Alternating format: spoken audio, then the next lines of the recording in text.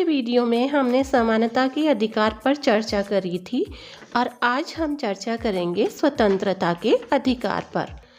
जिस प्रकार समानता के अधिकार ने असमानता और भेदभाव को दूर कर प्रतिष्ठा और अवसर की समानता उपलब्ध करवाई है, ठीक उसी प्रकार स्वतंत्रता का अधिकार हमें शोषण मुक्त और मानवीय गरिमा से पूर्ण जीवन जीने का अधिकार देता है। तो आइए हम शुरू करते हैं स्वतंत्रता का अधिकार।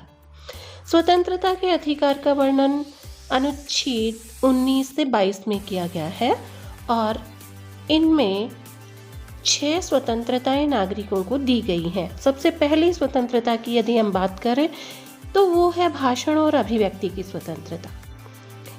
इस अनुच्छेद में जो 19 भाग 1 क में विवरण दिया गया है कि नागरिकों को अपने विचार प्रकट करने की, अभिव्यक्ति देने की स्वतंत्रता होगी और अभिव्यक्ति का माध्यम कोई भी हो सकता है, भाषण, लेख, चलचित्र या अन्य कोई तरीका।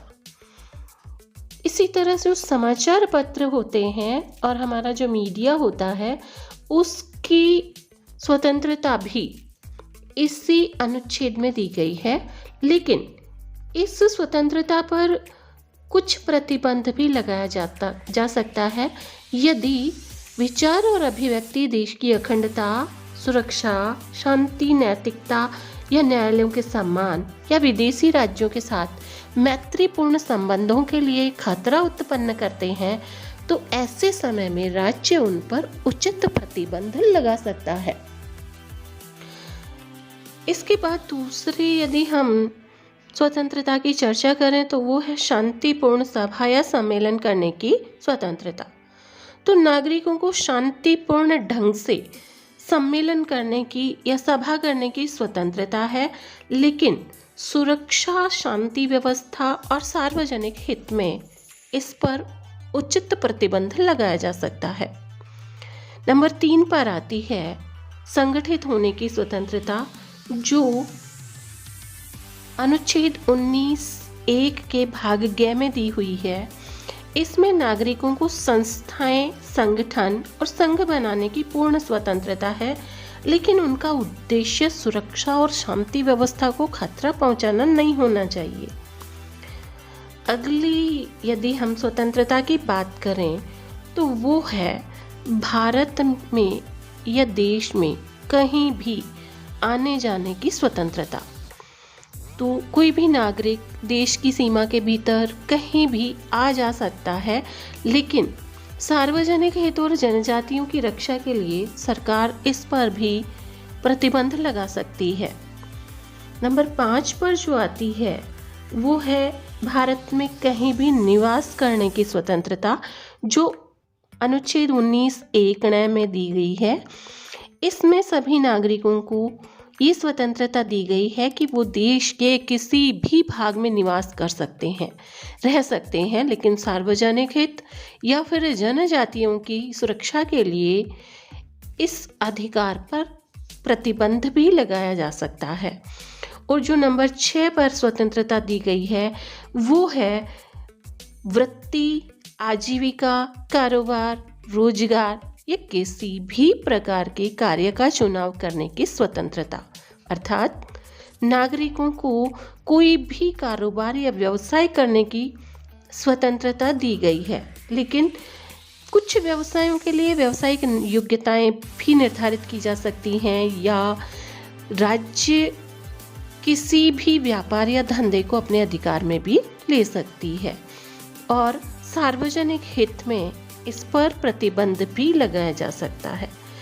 इन स्वतंत्रताओं के अतिरिक्त हमारे संविधान ने व्यक्तिगत स्वतंत्रता भी दी है, जिनका वर्णन अनुच्छेद 20 और 21 में किया गया है।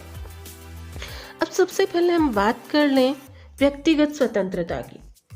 तो किसी भी व्यक्ति को विधि द्वारा स्थापित प्रक्रिया के अतिरिक्त जीवन और निजी स्वतंत्रता से वंचित नहीं किया जा सकता। इसी को व्यक्तिगत स्वतंत्रता और जीवन की सुरक्षा का अधिकार कहा गया है। इसमें एक संशोधन हुआ है, 44वां संशोधन। उसके अंदर ये विशेष जोड़ा गया है प्रावधान कि आपातकाल में भी जीवन और व्यक्तिगत स्वतंत्रता के अधिकार को ना तो समाप्त किया जा सकता है और ना सीमित किया जा सकता है। इसके अलावा है अनुच्छेद 20 में अपराध दोष सिद्धि के विषय में संरक्षण, यानी अनुच्छेद 20 में कहा गया है कि किसी भी व्यक्ति को हम तब तक अपराधी नहीं ठहरा सकते जब तक कि अपराध के समय उसने किसी कानून का उल्लंघन नहीं किया हो। इसके अलावा एक और व्यवस्था है और वो ये है कि एक अपराध के लिए व्यक्ति को केवल एक बार दंडित किया जा सकता है। और तीसरी बात इसमें ये है कि किसी भी व्यक्ति को उसके स्वयं के खिलाफ गवाही देने के लिए बाध्य नहीं किया जा सकता। इसके अलावा जो तीसरा पॉइंट इसमें आता है अनुच्छेद 22 में, वो है बंदीकरण में संरक्षण। यदि किसी व्यक्ति को गिरफ्तार किया जाता है तो उस व्यक्ति को कारण जानने का अधिकार है कि उसे गिरफ्तार क्यों किया जा रहा है। इसके अलावा उसे कानूनी सहायता प्राप्त करने का भी अधिकार है। अगली जो व्यवस्था है वो ये है कि 24 घंटे के अंदर, गिरफ्तार करने के 24 घंटे के अंदर उसे न्यायाधीश के सम्मुख पेश करना जरूरी है। लेकिन ये जो कंडीशन है वो निवारक नजरबंदी अधिनियम के तहत गिरफ्तार किए गए लोगों पर, अपराधियों पर लागू नहीं होती है। तो अब हम बात कर लेते हैं कि ये निवारक नजरबंदी क्या है।